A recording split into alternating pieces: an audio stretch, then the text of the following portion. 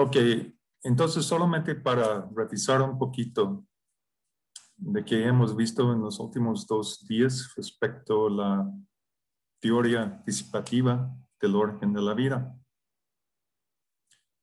Pues decimos que la función principal de la vida es disipar, es decir, convertir un espectro que está en el UV visible y en parte en el infrarrojo hacia el infrarrojo lejos. Es que es la vida hoy en día, ¿no? Con estos pigmentos que están en las hojas de los árboles.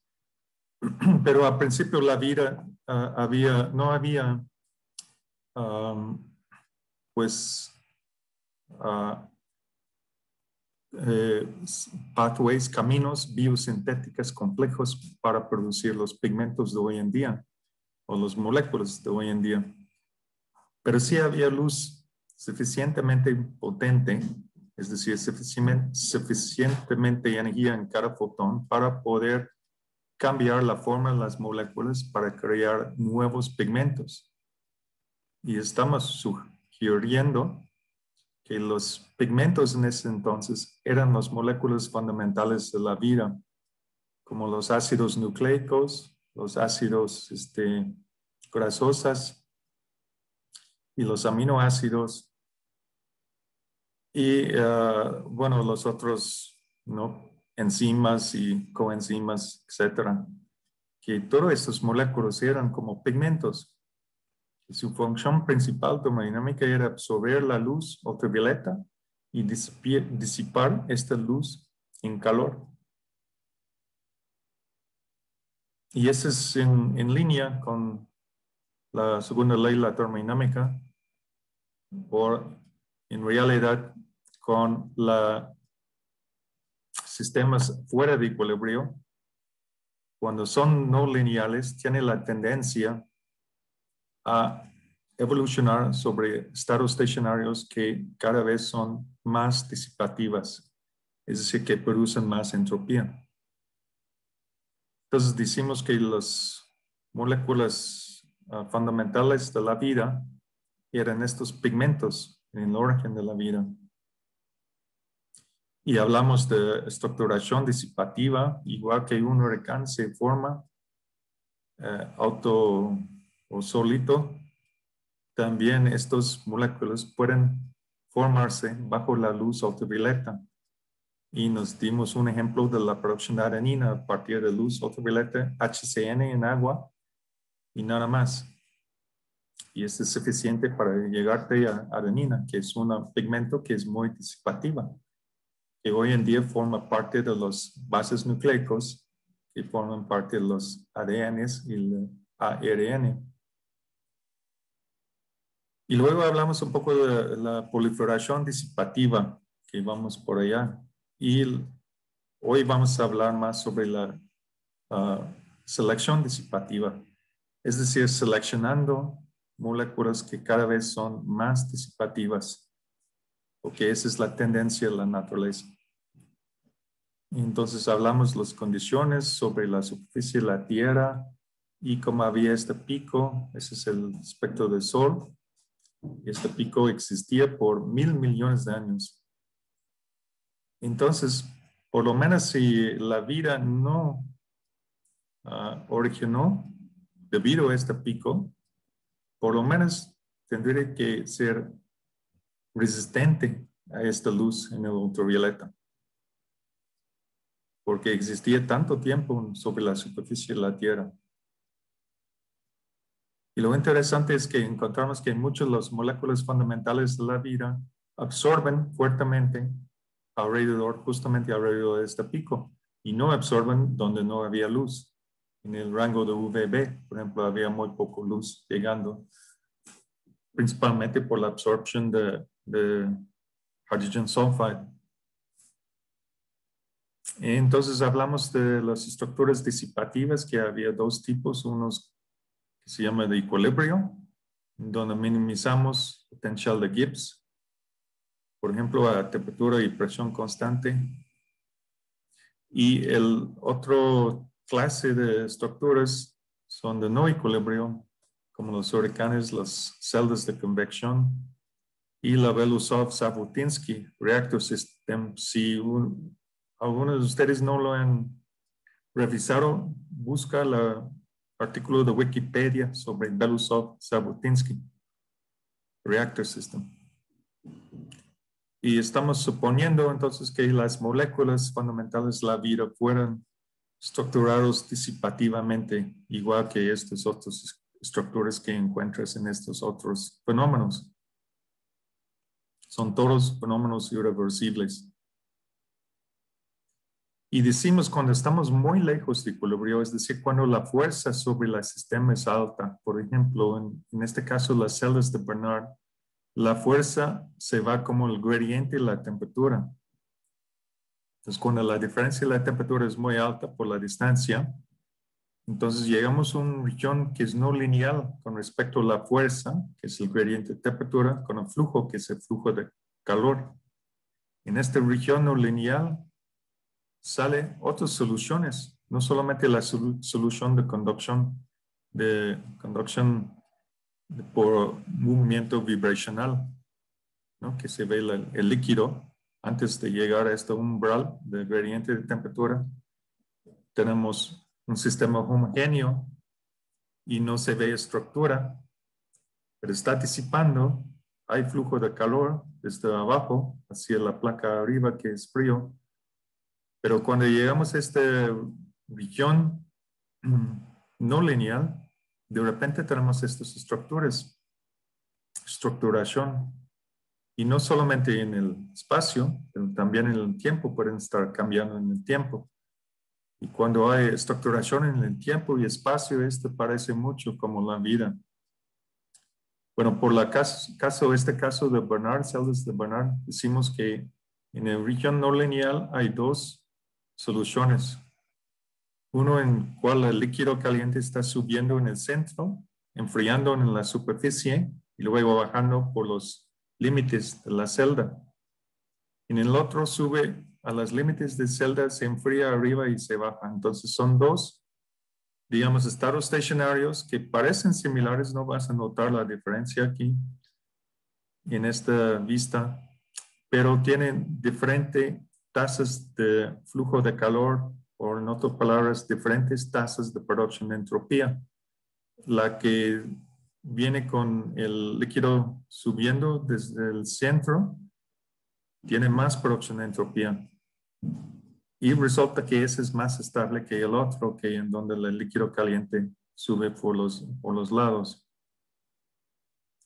Entonces son dos estados estacionarios. ¿Y cuál selecciona la naturaleza? Depende de fluctuaciones alrededor de este punto. Este punto se llama una bifurcación.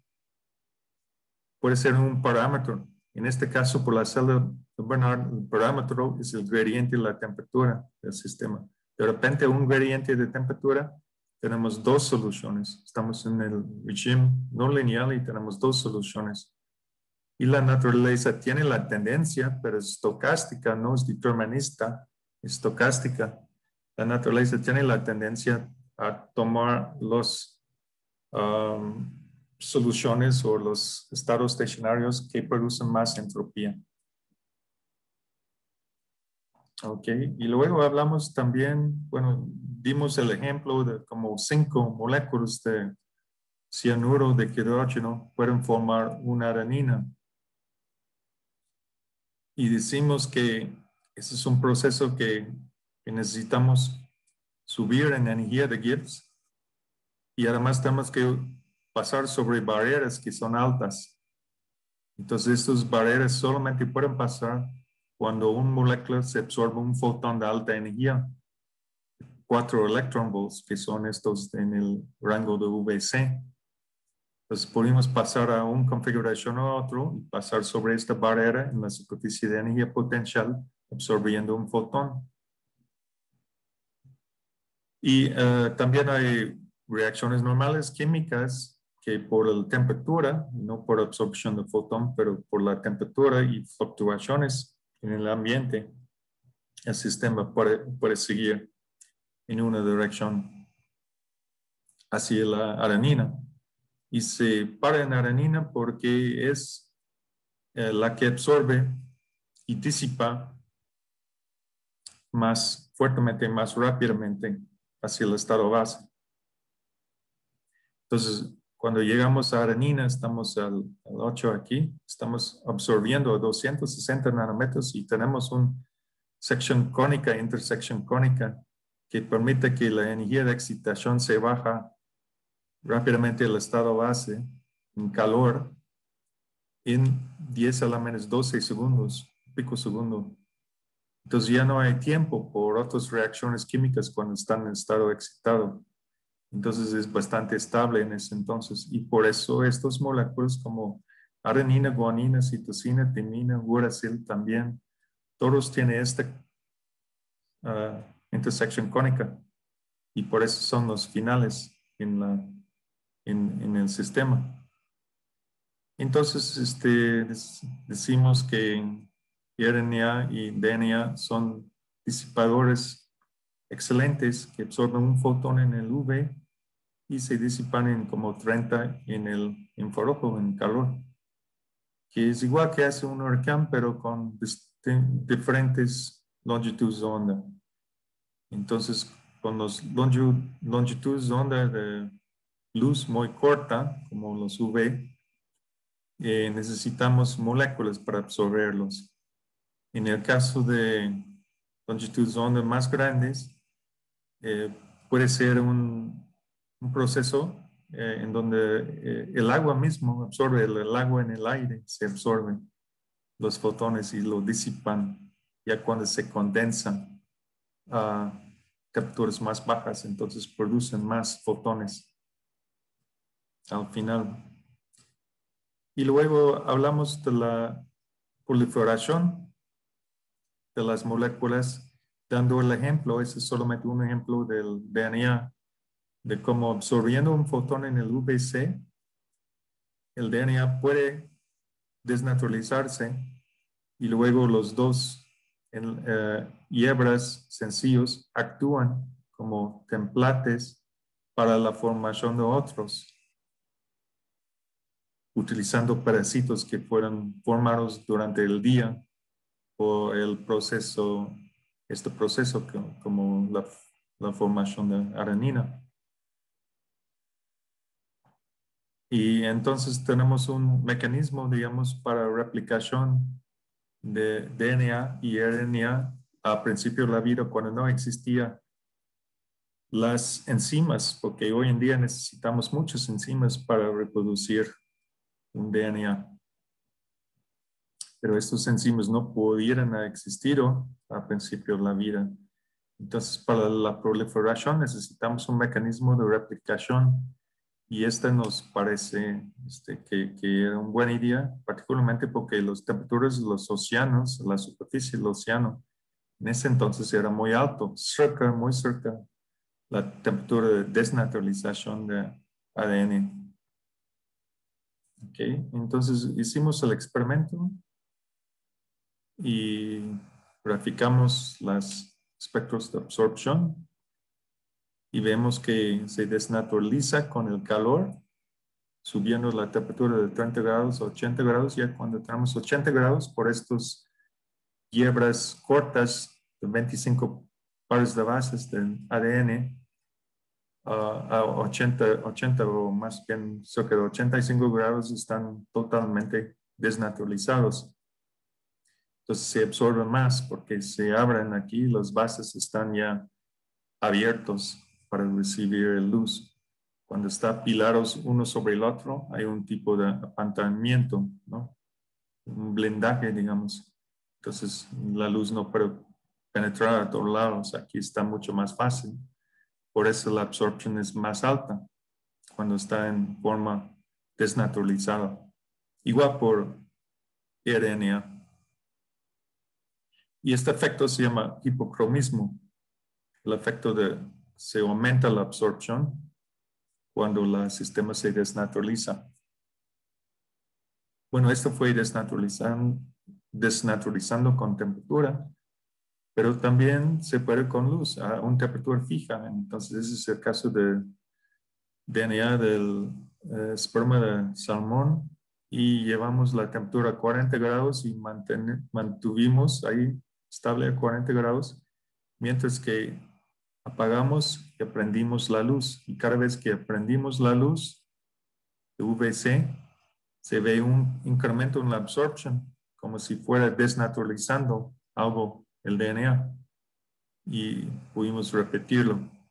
Y si vemos como esa es una integración sobre un rango de 255 a 265 alrededor del pico aquí, se ve así, pero cuando dejamos todo el espectro como función de longitud de onda, estas líneas sólidas son los que corresponden a doble strand, doble hierba ADN, y estos puntados aquí abajo corresponden a sencillos. Entonces, cuando hay sencillos, no hay cambio, o no, es de hecho negativa, ¿no? Se baja la diferencia de después del periodo de luz ultravioleta, menos del principio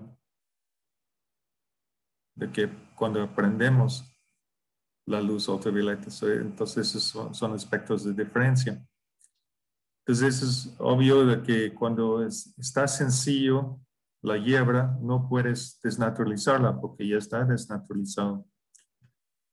Lo que puedes hacer, sin embargo, es formar estos dímeros de timina, por ejemplo, que reduce la absorción y justamente reduce a como 270 nanómetros. Entonces, creemos que esta reducción por los hierbas sencillos es debido a la producción de dímeros de timina.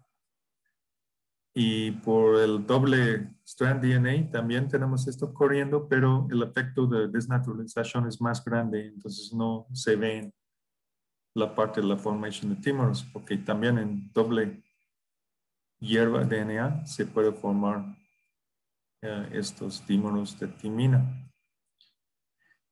Entonces medimos como función de temperatura y vemos que rápidamente cuando estamos acercando la temperatura de desnaturalización de ADN, la desnaturalización por